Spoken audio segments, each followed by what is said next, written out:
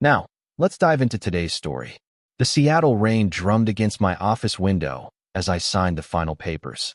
Harlan and Associates Property Management was expanding again, and my latest acquisition, a 52-unit apartment complex in Bellevue, would push my portfolio past the $200 million mark. Not bad for a kid from Tacoma who'd started with fixing plumbing in college dorms. I was Nathan Doyle, 47 years old, and I'd built my empire one property at a time. The $450,000 waterfront condo on Lake Washington was my first big purchase, bought 20 years ago when I was just starting out. My wife Valerie had called it pretentious back then, but she'd changed her tune when her wine club friends started visiting. The intercom buzzed. "Mr. Doyle, your son Kyle is here." I frowned. Kyle never visited my downtown office. At 23, he was supposed to be finishing his MBA at UW, though I suspected most of his time was spent at fraternity parties. He burst in without knocking, designer sneakers squeaking on my mahogany floor. "Dad, we need to talk about the condo." "Hello to you too, Kyle." He dropped into the leather chair across from my desk. "Look, I don't want to make this difficult, but Bryce and I need a place to live after graduation. The condo would be perfect." Bryce, my son's best friend from prep school. The kid whose father was a venture capitalist and who treated Kyle like his personal ATM when they went clubbing. "You mean the condo I've owned for 2 decades? The one that's part of my retirement portfolio?" Kyle's perfectly styled hair flopped forward as he leaned closer. "Come on, Dad. It's just sitting there. Mom says you barely use it anymore. Your mother doesn't dictate my business decisions." "Actually," Kyle pulled out his phone, scrolling frantically. "She's been talking to her lawyer friend, Patricia. Says there might be ways to transfer the property to me for tax purposes, family wealth preservation, and all that." I sat back, studying my son. When had he become this entitled stranger? I remembered pushing him on swings at the park, teaching him to ride a bike. Now he wanted to lecture me about tax law while undermining my authority? The answer is no, Kyle. You want a place after graduation? Get a job. Earn it like I did. His face reddened. "You're such a hard-ass, Dad." "Mom says." "I don't care what your mother says. This discussion is over." Kyle stormed out, slamming the door hard enough to rattle the windows. I turned back to my desk, but something nagged at me. Patricia Davidson, Valerie's lawyer friend, had been coming up in conversation a lot lately. And there was something else. I pulled up my security feeds on the condo.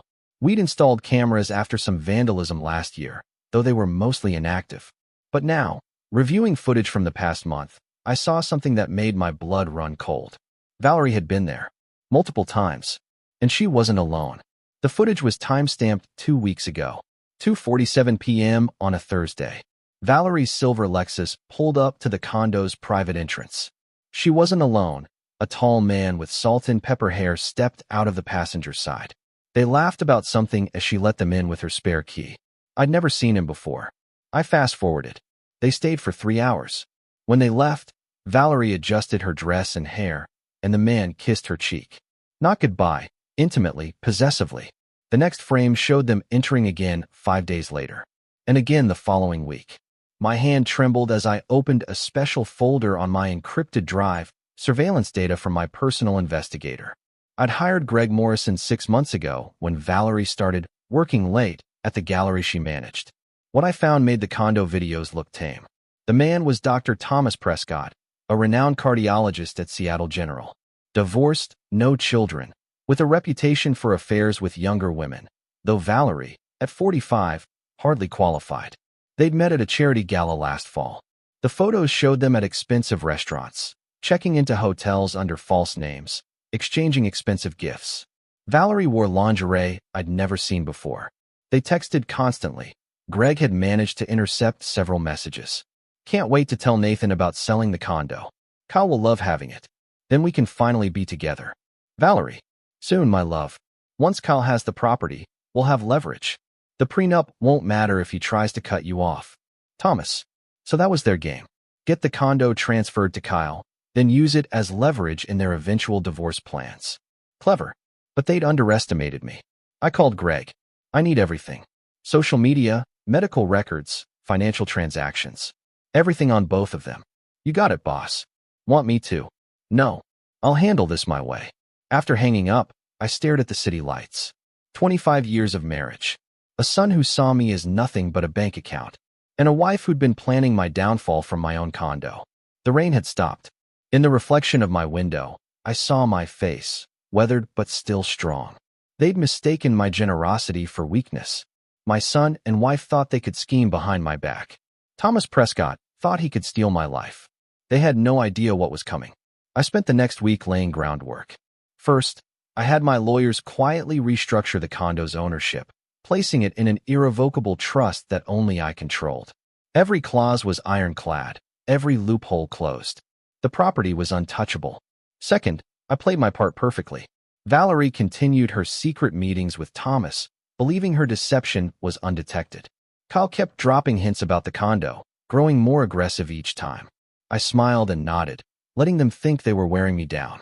Maybe you're right, I told Kyle over breakfast one morning, watching Valerie's eyes light up across the table. I'll consider it for your birthday present. We'll discuss it at my party next month. Kyle high-fived Bryce, who seemed to have moved into our guest house. Valerie squeezed my hand, her wedding ring catching the light. That's wonderful, Nathan. You're being so reasonable. If only she knew. I arranged to have my birthday party at the Seattle Yacht Club.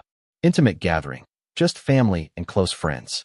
I made sure Kyle and Valerie believed it would be the perfect setting for the transfer announcement. Meanwhile, Greg's investigation uncovered more than I'd hoped. Thomas wasn't just having an affair. He was running an elaborate side business, selling prescription medications to wealthy clients without proper documentation. Nothing violent or dramatic, but enough to destroy his medical license and reputation. Valerie's life wasn't squeaky clean either. Her gallery had a side operation, facilitating the sale of authenticated artwork that she knew was forged. Small time compared to my holdings, but enough to ruin her in Seattle's tight-knit art community. But I wanted more than exposure. I wanted them to feel the betrayal they'd inflicted on me. 3 days before my party, I intercepted Valerie's phone when she was in the shower.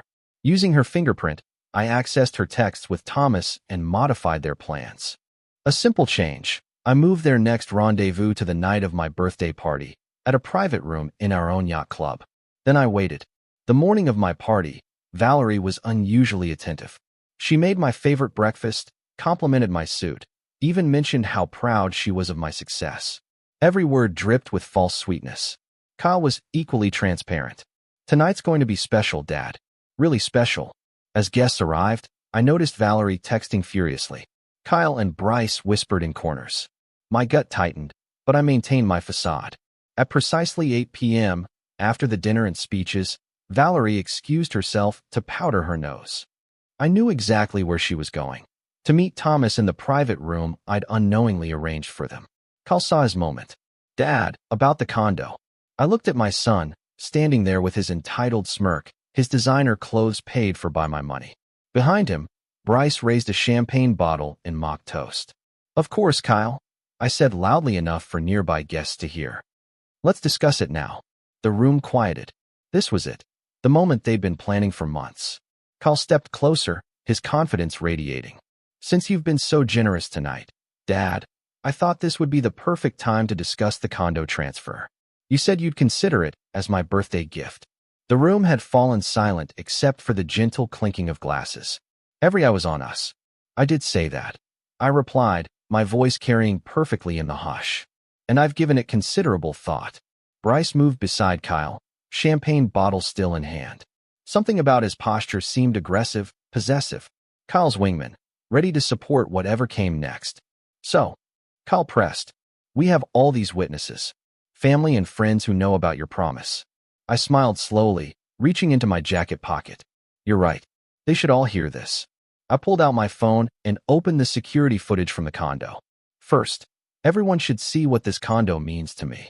The screen showed the entrance, the rooms where I'd planned my first developments, closed my first deals. Sentimental footage I'd prepared specifically for this moment. Kyle relaxed slightly. See? We all know how special it is to you. That's why transferring it to family makes perfect sense. I swiped to the next video. The footage showed Valerie entering the condo with Thomas. Kyle's smug expression faltered as he recognized his mother, then the strange man. What is this? He whispered. I let the video play, my wife and her lover in my condo, planning their future, my downfall. Mom. Kyle's voice cracked. The room erupted in whispers. Your mother and Dr. Prescott have been using my condo for their affair, I announced calmly. While you've been demanding I hand over my property, she's been defiling it, planning to use it against me in divorce proceedings. With your help. Kyle's face went white, then red. You're lying. Am I? I switched to another angle, showing clearer footage. Perhaps you should ask her yourself, though she's currently entertaining the doctor in the Windsor suite downstairs. The crowd gasped. My business partners exchanged looks. Kyle stumbled backward, his world shattering. You're a monster, he hissed. You planned this whole thing to humiliate us. No, son. I planned this to expose the truth. There's a difference. Bryce, perhaps feeling protective of his meal ticket, stepped forward. Mr. Doyle, you're being unreasonable. Kyle deserves. What? My property? My trust? After conspiring with his mother to steal from me? The champagne bottle in Bryce's hand twitched. You've always been selfish, Kyle shouted. Always putting money before family. That condo should be mine. You owe me. Owe you? I laughed coldly. I gave you everything. Private schools, cars, freedom. And this is my thanks. Kyle's composure snapped. Ungrateful bastard. After everything we've put up with. The room fell deathly silent. Kyle realized his mistake immediately, but it was too late. Ungrateful. I repeated softly. For what exactly? Bryce raised the champagne bottle, his face flushed with alcohol and anger. For putting up with a cold, heartless. The bottle swung at my head. The heavy crystal bottle caught me above the left ear with a sickening crack. Pain exploded through my skull as I stumbled backward. Blood streamed down my face, mixing with spilled champagne on the yacht club's polished floor. The room erupted in chaos. Women screamed. Men shouted. But through the ringing in my ears, I heard Kyle's voice. Why did you do that? Bryce dropped the bottle, his face pale with shock. I didn't mean to. He was insulting you, and I touched my head, fingers coming away red. My vision swam, but my mind was crystal clear. This wasn't anger. This was opportunity. Mr. Doyle, our club manager rushed forward. Should I call an ambulance? No, I said firmly, standing straight despite the throbbing pain. But call the police. I want this assault documented. Dad, please, Kyle begged, suddenly looking younger, frightened. It was an accident. Was it? I fixed him with a cold stare. Your friend assaults me after your mother's been betraying me with her lover. Some family I have. A security guard appeared with a first aid kit. As he pressed gauze to my wound, I watched my son squirm. All his bravado had evaporated in the face of real consequences. Where's Mom? He asked weakly. Still with her lover. I replied loudly enough for everyone to hear. Perhaps you should retrieve her before the police arrive. Unless you want her arrested for trespassing in the condo she's been using for her affairs. Kyle and Bryce exchanged panicked looks, then fled the ballroom. I watched them go, satisfaction mixing with the pain. Stage 1 of my plan was complete. 2 patrol officers arrived minutes later, followed by my lawyer, Daniel Rodriguez. I gave my statement calmly, emphasizing Bryce's unprovoked attack and Kyle's involvement in the conspiracy to steal my property. I want both of them charged, I told the officers. Assault, attempted theft by deception, whatever applies. But sir, one officer said, they've left the premises. They'll be back, I said with certainty. And when they return, they won't be alone. 10 minutes later, the ballroom doors burst open. Valerie stormed in, Kyle and Bryce trailing behind her. Her makeup was smeared, her dress hastily adjusted. Thomas Prescott had the decency to stay hidden. Nathan, this is ridiculous, she screamed, immediately drawing every eye. Perfect. Is it? I touched my bandaged head. Your son's friend just assaulted me at my own birthday party. After you humiliated us, she shot back. Showing those lies about me and Dr. Prescott?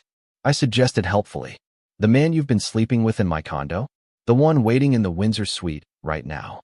Valerie's face drained of color. The officers stepped forward, hands on their radios.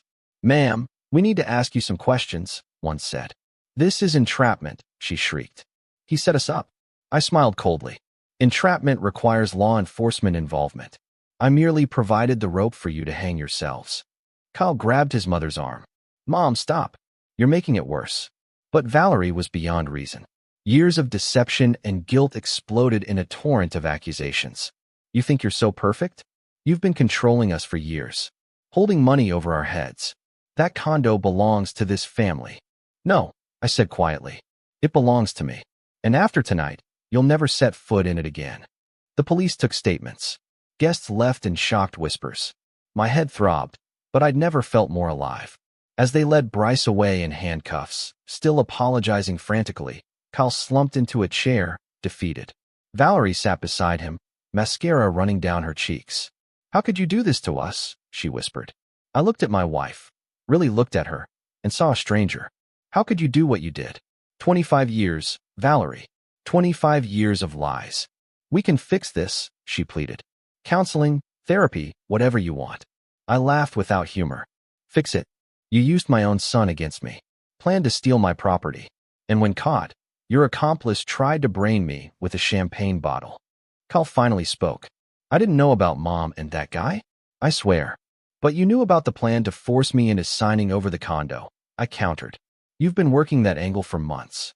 He had no answer. The officer returned with his report. "We'll need you to come to the station, Mr. Doyle, for photographs and formal statements." Of course. I stood, ignoring the dizziness. "And my wife and son. We'll be in touch about charges." As I left, I paused at the door. "Oh, and officers, you might want to check the Windsor suite. Dr. Prescott is waiting there for my wife. I'm sure he'd love to give his statement too." Valerie's wail followed me out into the night. The first phase was complete. Now came the real revenge. The emergency room doctor, ironically a colleague of Thomas Prescott, diagnosed a mild concussion and 5 stitches. As she bandaged my head, I made calls on my cell phone, setting pieces in motion. First, I called my head of security. "Greg, I need surveillance on my home, office, and every property. Full lockdown protocol." "Already done, boss." "After what happened tonight." "Good. And activate the contingency we discussed for Valerie." A pause. "You sure? There's no coming back from that." "I'm sure." "Next, my lawyer. Daniel, file for divorce immediately. Adultery, attempted theft, conspiracy. Use everything. The assault on top of it. She'll get destroyed in court." "That's the idea." Finally, my banker. "Morton, transfer all joint accounts to individual status. Lock her out of everything except her personal account. Consider it done, though expect legal challenges." I hung up as the doctor finished. "You should rest, Mr. Doyle. Head injuries are serious." "So is betrayal," I replied, heading for the exit. At the police station, I gave my formal statement while they photographed my injury. The detective assigned to the case was sympathetic. He'd handled enough domestic disputes to recognize real damage when he saw it. "We've got Bryce Wilson on assault charges," he told me. "Kyle, we're still determining his involvement. He was the ringleader," I insisted, "trying to manipulate me into signing over my property. We'll look into it." I returned home at 2 a.m. to find Valerie's car gone. The house felt different, lighter somehow, like a weight had been lifted. I poured myself a bourbon and sat in my study, planning the next phase. At 3 a.m., my phone buzzed. A text from an unknown number. "We need to talk. Thomas." I smiled. They always reach out eventually. I typed back. "Windsor room at the yacht club. 8 a.m. Come alone." I arrived at 7:45, coffee in hand, head still throbbing. The room looked pristine, no evidence of last night's drama. I'd arranged for specific furniture placement. 2 chairs facing each other, a small table between them. No escape routes except through me. Thomas arrived precisely at 8 o'clock, looking haggard. His expensive suit was rumpled, his usually perfect hair disheveled. "Mr. Doyle," he began, "I owe you an explanation." "Sit." I gestured to the chair. "And save your explanations." He sat, nervous energy radiating off him. "You're wondering why I wanted to meet," I continued. "Why not just let the lawyers handle everything?" "Well, yes," I thought. I pulled out my phone and played a recording. His voice filled the room. "The pills are $500 each. Cash only. Don't worry, they're legitimate." "Well, the Xanax is. The Adderall I source elsewhere." Thomas's face went white. "How did you get audio from your office? Easy when you have the right connections." I stopped the recording. "Selling prescription drugs to Seattle's elite. Quite a side business." "That's taken out of context." I was joking. Was this a joke too? Another recording played. His voice again, discussing kickbacks from pharmaceutical reps, falsified prescriptions, insurance fraud. You've been busy for someone who took my wife, I said coldly. Years of illegal activities. The medical board will be fascinated. Thomas slumped in his chair. What do you want? Information. And cooperation. I leaned forward. You're going to tell me everything about your relationship with Valerie. Every plan, every conversation, every scheme. And if I don't? I held up my phone. These recordings go to the DEA, medical board, and every news outlet in Seattle. Your career, your freedom, your life, finished. He broke faster than I expected. Within an hour, I had a full confession recorded on my phone. Their affair began at a charity gala last October. Valerie had been the pursuer, charming but calculating. Thomas fell hard, desperate to shed his divorced man status for a wealthy wife. She said you were cold, distant, he explained weakly. That the marriage was dead anyway. And the condo scheme? That was mostly her idea. She knew Kyle wanted it, thought pressure from him would work where her demands failed. If you refused, she'd use the affair revelation to negotiate a better divorce settlement. But you had a better plan, I guessed. Thomas nodded miserably. If Kyle owned the condo, she'd control him. In the divorce, she'd get the property through him. Clever, really. Indeed. I stopped the recording. One more thing. Kyle's involvement. He knew about the property scheme, but not us. Valerie kept that secret. She used his natural entitlement, fed his resentment of you. I sat back, processing this. My son was greedy and ungrateful, but at least he wasn't complicit in his mother's infidelity. Small comfort. What happens now? Thomas asked. Now you disappear from Valerie's life. Completely. No contact, no reconciliation. And if you ever try to see her again, I showed him another file on my phone. Your illegal prescription business becomes public knowledge. He nodded frantically. I understand. It's over. Oh, it's far from over, I corrected. This is just beginning. Daniel Rodriguez, my attorney, wore his game face when I arrived at his office. The man had shepherded me through complex real estate deals for 20 years, but this was personal. Divorce warfare. Nathan, he said, gesturing to a chair. I've drafted everything as requested. But you need to understand, this goes nuclear. Good. He slid a thick folder across his mahogany desk. Divorce papers citing adultery, emotional abandonment, and attempted fraud. We've included all the evidence, photos, surveillance footage, financial records showing her unauthorized use of the condo. And Kyle, that's where it gets interesting. Daniel pulled out another document. Given his age and the evidence of his participation in attempting to pressure you into property transfer, we can't charge him criminally. But we can disinherit him completely. I nodded. This had been the plan all along. The prenup is solid, Daniel continued. She gets nothing. Not the house, not the cars, not the vacation properties. Just a basic settlement amount, $50,000. Living expenses for 6 months. She'll fight it. Let her. With the evidence we have, no judge will side with her. He paused. But Kyle chose his side, I said firmly. He can learn to survive on his own, like I did. Daniel looked uncomfortable. He is your son, Nathan. He was. I took the papers. When can we serve these? Immediately. I have process servers ready at her hotel. Yes, we know where she's staying. Of course we did.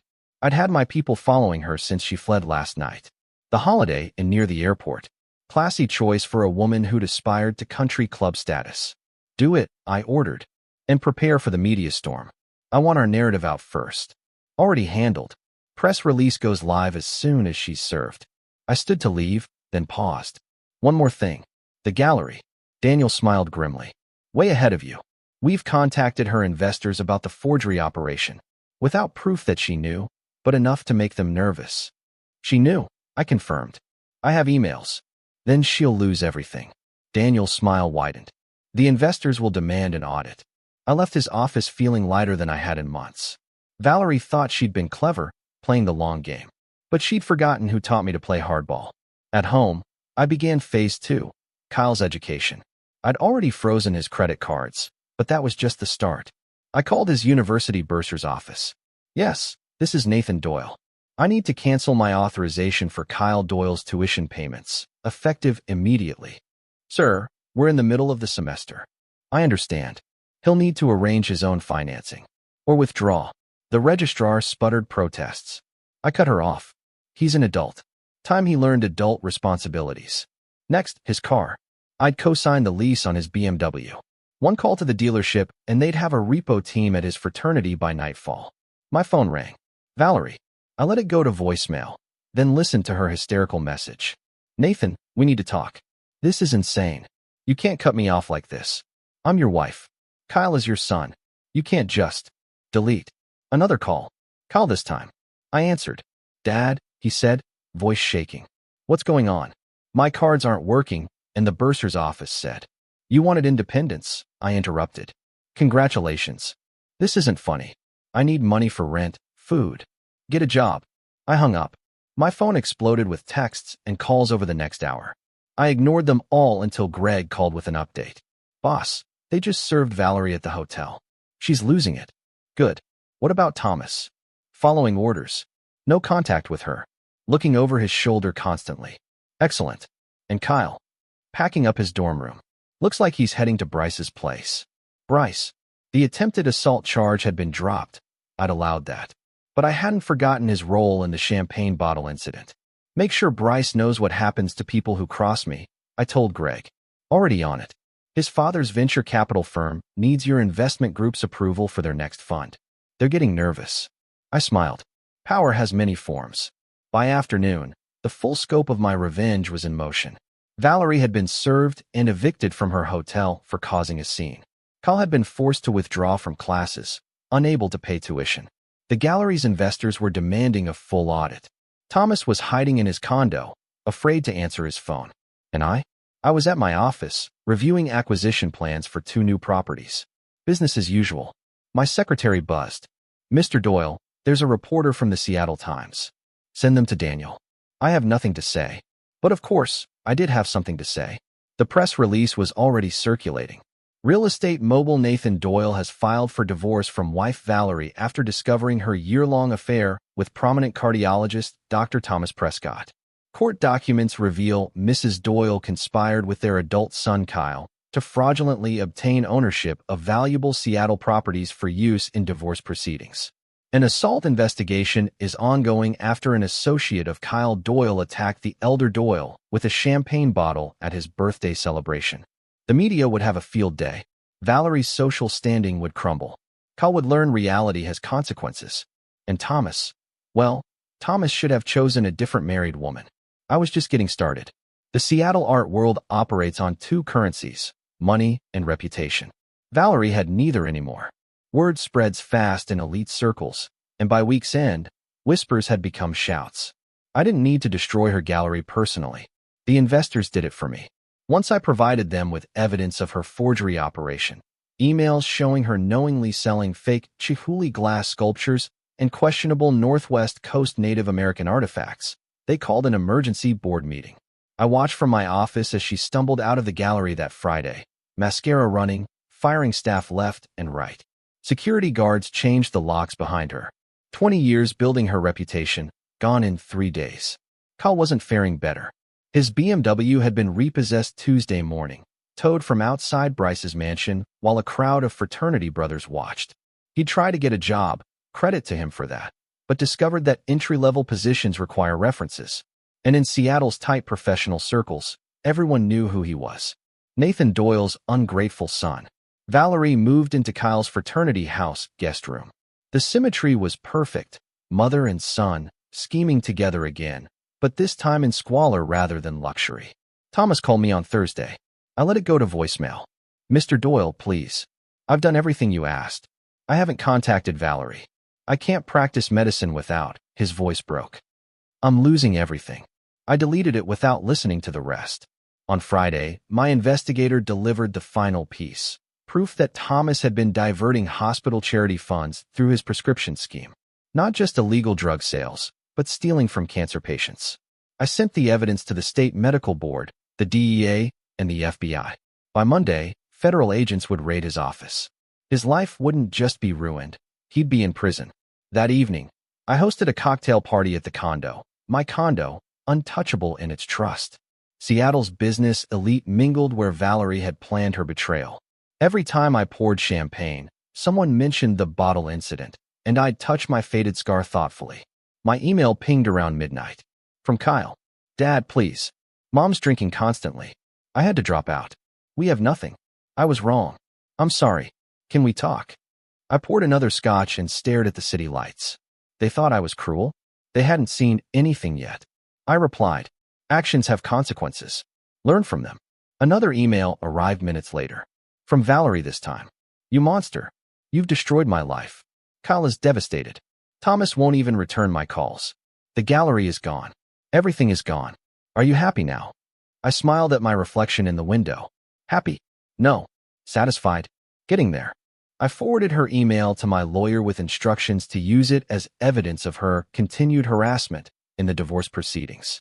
6 months passed. The divorce finalized with mathematical precision. Valerie got her $50,000 and nothing else. Her legal fees consumed most of it. Thomas got 15 years in federal prison. The medical board president personally thanked me for exposing the corruption. Kyle was the interesting one. He'd found work as a valet at a downtown hotel. Ironic, parking cars for the same social circle he'd once belonged to. Valerie cleaned hotel rooms at a budget chain near SeaTac. They stopped requesting meetings months ago. Learned, finally, that my silence was absolute. But revenge, true revenge, isn't about destruction. It's about transformation. On the anniversary of my birthday party, I arranged one final encounter. I booked the finest table at Canlis Restaurant, where Kyle now worked as a parking attendant. He froze when he saw me step from my car. Hello, Kyle. His uniform hung loose on him. No more designer labels, no more arrogance. Just a young man who'd learned hard lessons. Dad. His voice cracked. I handed him my keys. The gray Bentley. Be careful with it. Yes, sir. The respect in his voice was real now. Earned through hardship. How's your mother? She's managing. Working hard. I nodded. And you? Working. Learning. Trying to understand. He swallowed hard. Everything. I pulled an envelope from my pocket. This is for you. His hands shook as he opened it. Inside was a check for $10,000 and a handwritten note. Pride can be rebuilt. Character cannot be inherited. You have 6 months to prove you understand the difference. Indy. Kyle's eyes watered. I don't deserve this. No, you don't, I agreed. But family isn't about deserving. It's about whether you've learned the lesson. I left him standing there, tears mixing with the Seattle rain. The check was real. So was the test. In 6 months, I'd see if my son understood what really mattered. As for Valerie, I never spoke to her again. Some betrayals cannot be forgiven. But I ensured her lawyer received an envelope containing documents for a small annuity. Enough to survive, but never to thrive. A reminder, monthly, of what she'd lost. The condo remained mine. I visit it sometimes, pour a champagne toast, and remember the night my old life ended and my real power began. Forgiveness is overrated. Truth, consequences, and justice, those are eternal. The rain continues falling on Seattle. And I continue building, one property at a time, teaching the next generation that family wealth comes with responsibility, and betrayal comes with an eternal price. Some lessons are passed down through love, others through loss. The choice was theirs. The consequences were mine to administer. And I have never regretted a single decision. The champagne still stings when it spills, but only if you're the one holding the bottle instead of the power. Epilogue. 10 years later. The morning fog rolled off Puget Sound like a gray veil as Nathan Doyle stood on the balcony of his Bellevue penthouse. At 57, his hair had silvered at the temples, but his eyes remained sharp as obsidian. The Wall Street Journal lay folded on his desk, its headline proclaiming another Doyle Properties acquisition, a $750 million waterfront development that would reshape Seattle's skyline. 10 years. A decade since that champagne bottle changed everything. He sipped his coffee and pulled up the daily surveillance reports. Some habits die hard. File, Valerie Doyle, formerly, current status, custodial supervisor, Seattle-Tacoma International Airport, Terminal C, living in studio apartment, Renton, Washington. No romantic attachments. Monthly annuity claim processed. The reports were shorter these days. Valerie had learned her lesson thoroughly. She'd accepted the annuity without contest, understanding it was both lifeline and leash. Enough to survive, never to thrive. The art gallery was a distant memory, her socialite friends even more distant. Nathan had received a letter from her exactly once, 3 years after the divorce. No return address, but the detective traced it to her apartment. I know you'll never forgive me. I don't ask for that. But I want you to know I understand now what we destroyed. The way Kyle looked at you when we betrayed you. I see that in his eyes when he looks at me now. You were right to expose it all. The truth may be brutal, but it's the only currency worth anything in this world. My apologies might mean nothing, but I offer them anyway. He'd kept the letter in a locked drawer, neither answering nor acknowledging it. Some things remained beyond redemption. File: Thomas Prescott released from federal custody 18 months ago after serving 13.5 years. Current location: Spokane, Washington. Employment: pharmaceutical sales representative. Medical license permanently revoked. Living in transitional housing. Thomas had paid his dues. Nathan had orchestrated his release terms personally, ensuring he could never practice medicine again, but allowing him to eke out a living selling pills for others. The irony wasn't lost on him. The surveillance report noted, subject maintains no contact with KV, Kyle, or VD, Valerie. Appears to have found religion. Attends AA meetings 3 times weekly. No romantic entanglements. Religion? Nathan smiled without warmth. Prison does that to men who've lost everything. But it was Kyle's report that drew his attention most. File: Kyle Doyle, current status: Vice President of Development, Doyle Properties Emerging Markets Division. Overseeing $500 million portfolio expansion into Asian markets. Recently engaged to Melissa Wong, architect with Sanchez and Associates. Wedding planned for June. Nathan remembered that day 6 months after their canvas encounter. Kyle had appeared at his office unannounced, gaunt but determined. I've saved every penny, he'd said, placing 3 envelopes on Nathan's desk. This is what you gave me, plus interest. I didn't touch it except when I had to choose between food and rent. And even then, I returned it. I've been working 3 jobs. Learning. Reflecting. Nathan had examined the envelopes without comment. And what did you learn? That entitlement is a disease. That respect is earned, not inherited. That family means carrying your share of the burden, not just enjoying the rewards. Kyle had straightened his shoulders. I learned that when you have power, you have the responsibility to wield it wisely.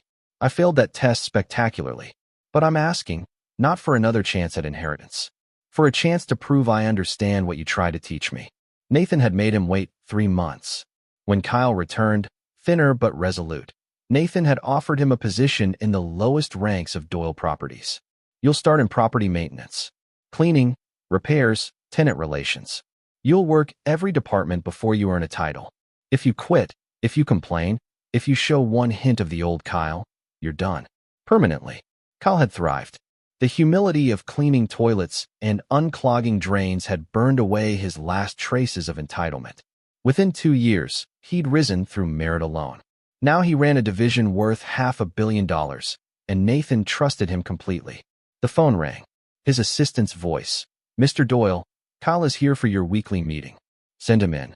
Kyle entered with the economical movements of a man who'd learned to value every action. He wore a tailored suit now, but still carried himself with the awareness of someone who'd scraped by for years. Morning, Dad.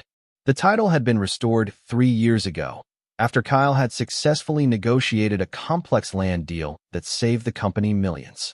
Nathan had simply nodded that day, accepting the word as earned, not given. The Singapore deal? Nathan asked. Signed this morning. We've got the waterfront parcel. Construction starts next quarter. Kyle slid a thick folder across the desk. I've included provisions for local artisans in the retail spaces. Community integration, like you taught me. Nathan reviewed the documents. Perfect. No detail overlooked. And the wedding? Kyle smiled. A real smile, not the practiced charm of his youth. Melissa wants to keep it small. Immediate family, close friends. No social climbing.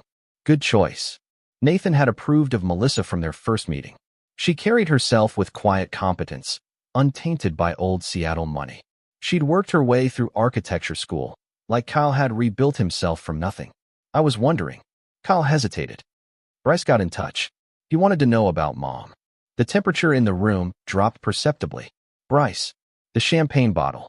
What did he want? To apologize. Again. He saw Mom at the airport once, looking. Kyle searched for words. Diminished. It affected him. He wanted to know if there was anything he could do. Nathan leaned back, remembering. Bryce had written many apology letters over the years. He'd lost his trust fund after his father's venture capital firm collapsed, one of many businesses that found it impossible to secure Nathan's approval for crucial investors.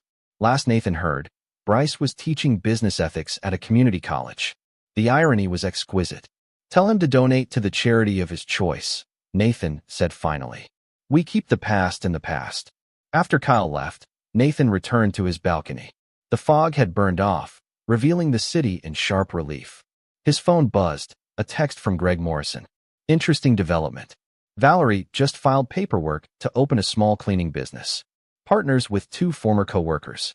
No outside investors. Modest operation." Nathan considered this. Valerie, starting over at 55, building something with honest labor. Perhaps the lesson had taken root after all. He made a note to have his lawyers ensure the business wasn't harassed or obstructed. He wasn't in the charity business, but neither did he crush every ant. The intercom buzzed again. "Mr. Doyle, you have a 2 p.m. with the Seattle Bellevue Architecture Commission about the waterfront proposal." "Cancel it," he said. "I'll handle it over lunch." Seattle had changed dramatically in 10 years. Tech money had flooded the market, driving real estate values to stratospheric levels. Many of the old guard had sold out to Silicon Valley giants. Not Nathan. He'd adapted, expanded, dominated. His phone rang. An unknown number. He almost ignored it, then recognized the area code. Spokane. "Mr. Doyle." The voice was hesitant, aged. "Thomas Prescott." "Yes. I don't have any right to call. I just wanted you to know. I'm trying to make amends.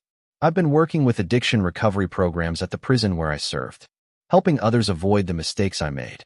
Nathan said nothing. "I know you have no reason to care about my redemption, but I needed to say that everything you did, exposing me, destroying my life, it saved other lives. People who won't get addicted to pills, I would have sold them. It was the harshest mercy I've ever experienced." "Is that what you called to say?" Nathan's voice was cold as winter rain. "No. I called to ask about Kyle. I heard he turned his life around, that he's thriving at your company. I needed to know that some good came from all of it." Nathan hung up without responding. Some things didn't require answers. That evening, he dined alone at the original waterfront property, the $450,000 condo that had started everything. It was worth $3.5 million now, but he'd kept it almost unchanged. The view, the memories, the lessons learned. He poured champagne. Cristal, not the domestic brand Bryce had wielded as a weapon. The bubbles rose steadily, catching the setting sun. He touched the faint scar above his left ear. 10 years. Valerie worked as a custodian. Thomas sold pills legally, but lived in shame. Bryce taught ethics to students who probably laughed behind his back. And Kyle had become what Nathan always hoped, but never dared expect. A worthy successor who understood power without forgetting its price. His phone rang again. This time, Kyle. "Dad, I know you're at the condo. Thought you might want to talk." "Come over," Nathan said. "Bring Melissa." They arrived an hour later, finding Nathan on the balcony. The skyline glittered with lights from buildings he'd financed or developed. An empire built on ambition, defended by ruthlessness, and now passing to someone who'd learned its true cost. "Beautiful view," Melissa said softly, understanding in her eyes. She knew the story by now. "It is," Nathan agreed. He poured them each a glass of champagne. "A toast," he said. "To family. Not the one we're born with, but the one we become." Kyle raised his glass, emotion flickering in his eyes. "To lessons learned," Melissa added quietly. "To second chances earned." They clinked glasses, the crystal ringing like a bell. Nathan sipped and tasted victory. Not the bitter satisfaction of revenge, but the complex flavor of justice served and debts paid. The champagne sparkled in the city lights, beautiful and dangerous, like power itself. Later, after Kyle and Melissa had left, Nathan stood alone on the balcony. His phone buzzed with another report. Confirmed, Valerie's cleaning business filing successful. Name, Second Chances Janitorial Services. 3 employees, including herself. First contract, SeaTac Terminal C, her current employer. He smiled into the darkness. Life went on. Wheels turned. And sometimes, just sometimes, people learned. The city lights reflected off the water like scattered diamonds. In the distance, a cargo ship's horn sounded. the same sound that had punctuated that night 10 years ago when his old life ended. Nathan Doyle, real estate emperor, father, and dealer of justice, finished his champagne and went inside. Tomorrow would bring new battles, new victories, new lessons to be taught. The game never ended. You just learned to play it better. And as for forgiveness, he'd learned something Thomas was right about. The harshest mercy sometimes came in the form of enforced humility, not forgiveness. His enemies hadn't been destroyed. They'd been remade. And sometimes, that was the greatest revenge of all. This is where our story comes to an end. Share your thoughts in the comments section. Thanks for your time. If you enjoy this story, please subscribe to this channel. Click on the video you see on the screen, and I will see you there.